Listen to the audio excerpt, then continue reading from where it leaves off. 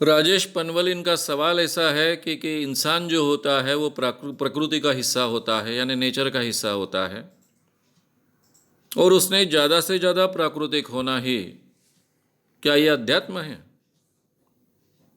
भाई, ये अध्यात्म नाम की चीज़ बहुत अलग है। इसका प्रकृति से कोई रिश्ता नहीं है, ये आप ध्यान में रखिए। अभी अध्यात्म के नाम पर और धर्म के नाम पर बहुत सी चीज़ें होती है, सभी जीवन की चीज़ें उसमें होती है, लेकिन अध्यात्म पारलौकिकता से जुड़ा हुआ होता है। आपके आत्मा का विकास, ये व्यक्तित्व विकास से अलग बात है। आपके आत्मा का आगे चलकर आगे के जीवन में क्या होने वाला है, यानी पारलौकिक जीवन से जुड़ा हुआ यह अध्यात्म होता है। इसका प्रकृति से कोई संबंध नहीं है। हाँ, आप कहेंगे कि अध्यात्म में ये भी कहा गया है, वो भी कहा गया है, धर्म में ये कहा गया है, वो कहा गया है, वो तो प्रकृति से संबंधित है, लेकिन वो आध्यात्मिक खास बात नहीं है। धर्म और अध्यात्म के नाम पर इतनी खिचड़ी हमारे इस समाज में है, हम उसको सेपरेट नहीं कर पाते कि सभी चीजें अध्यात्म में आ जाती है, सभी चीजें धर्म में आ जाती है। लेकिन जब अध्यात्म, स्पिरिचुअलिज्म, ये शब्द का हम उपयोग करते हैं तो पारलौकिक जीवन के बारे में होता है। ये आम मान्यता है और उसका प्रकृति से कोई संबंध नहीं है। आत्मा प्रकृति का हिस्सा नहीं, ये केवल कल्पना है। पारलौकिक जीवन, ये भी कल्पना है। इंसान यही पैदा होता है, यही मरता है, ना ऊपर जाता है, ना स्वर्ग में जाता है, ना नरक में जाता है, ये प्रकृति है। इसलिए प्रकृति से अलग बात है। अब रहा अध्यात्म का सवाल, छूट गया, प्रकृति से उसका कोई संबंध नहीं है। लेकिन इंसान 100% प्राकृतिक तरीके से जी सकता है क्या? आज मैंने बहुत विस्तार से ये बातें बार बार कही है कि इंसान अपने इवोल्यूशन के दरमियान उसने जो दिमाग पाया, उसका उपयोग कर कर उसने काफी स्वतंत्रता इस नेचर में प्राप्त की है, प्रकृति में प्राप्त की है। अब कोई प्राणी घर बनाकर नहीं रहता है। थोड़े बहुत ऐसे घटे, यानी जिसको बोलेंगे घोंसले वगैरह बनाते हैं कुछ पंछी वगैरह, कुछ बंदर टहनियां वगैरह डालकर सोते हैं। लेकिन जिस ढंग से घर की कल्पना हम कर रहे हैं, झोपड़ी बनाने वाला इंसान राजमहल बनाने लगा और आज 100 इमले वाली इमारतें बनाने लगा, ऊंची ऊंची इमारतें बनाने लगा। यह तो प्रकृति से अलग बात है। कोई प्राणी कपड़े नहीं पहनता है, जैसे नेचर ने उसको दिया है उसी के साथ में जीता है। बंदर भी जो टहनियां डालते हैं, पंछी जो अपने घोंसले बनाते हैं, वो भी कपड़े नहीं पहनते।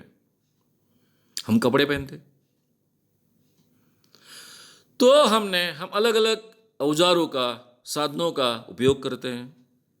प्राणी जगत में बहुत ही प्राथमिक स्तर पर थोड़ा बहुत उपयोग होता है, जैसे वानर है, पत्थर लेकर फोड़ेंगे।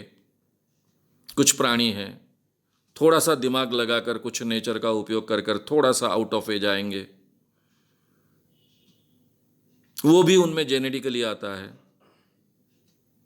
लेकिन दिमाग लगाकर स्वतंत्र रूप से जीने का प्रयास करना, नेचर से थोड़ा हटकर जीने का प्रयास करना, ये सामर्थ्य जो इंसान में है, तो ये प्रकृति से तो हटकर जीता है। शादी, ये सबसे बड़ा उदाहरण है। घर कर रहना सबसे बड़ा उदाहरण है। जाति व्यवस्था, ये प्रकृति से एकदम खिलाफ बात है। वर्ण व्यवस्था, प्रकृति से इसका कोई संबंध नहीं है। तो ये सब बातें प्रकृति से अलग हमने हमारे जीवन में पैदा की है। इसलिए प्रकृति के साथ में, प्रकृति के नियमों के साथ में जीना, ये तो संभव नहीं है। लेकिन प्रकृति से नजदीक से, ज्यादा से ज्यादा नजदीक से इन नियमों का कम से कम उल्लंघन कर कर जीना, ये आज के ज़माने में आवश्यक है। और इसके बारे में हम थोड़ा ज़्यादा सजग हो गए, क्योंकि प्रदूषण के कारण ग्लोबल वार्मिंग हो रहा है, उसके पूरे पृथ्वी पर परिणाम हो रहा है। पृथ्वी मरेगी तो हर इंसान मरेगा, ये स्थिति है। उसके परिणाम भी दिखने शुरू हो गए हैं। तो इसलिए इसको आज हम बहुत महत्व दे रहे हैं और थोड़ा प्रकृति के आसपास हमारा जीवन होना चाहिए, उससे ज़्यादा बहुत कुछ हम जो कर रहे हैं वो गलत बात है, ये एक धारणा अभी पनप रही है। महात्मा गांधी हमेशा कहते थे, प्रकृति आपको कभी भूखा नहीं रखती, प्रकृति आपकी आवश्यकता पूरी करती है, नेचर। लेकिन ये नेचर आपकी ग्रीड पूरी नहीं कर सकती है।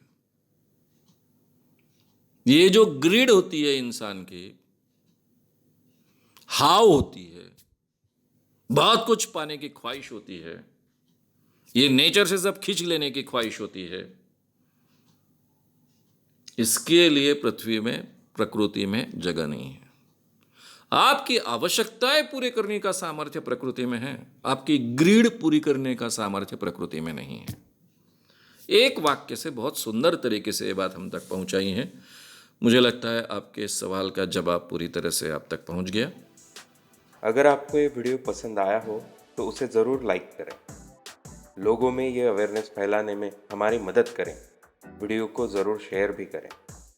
तो हमारे YouTube चैनल श्याम मानव को विज़िट करें। ऐसे सारे वीडियोस का आनंद लेने के लिए हमारे चैनल को सब्सक्राइब करें। उसके लिए सब्सक्राइब बटन दबाएं। नए वीडियोस का नोटिफिकेशन पाने के लिए बेल आइकन दबाएं।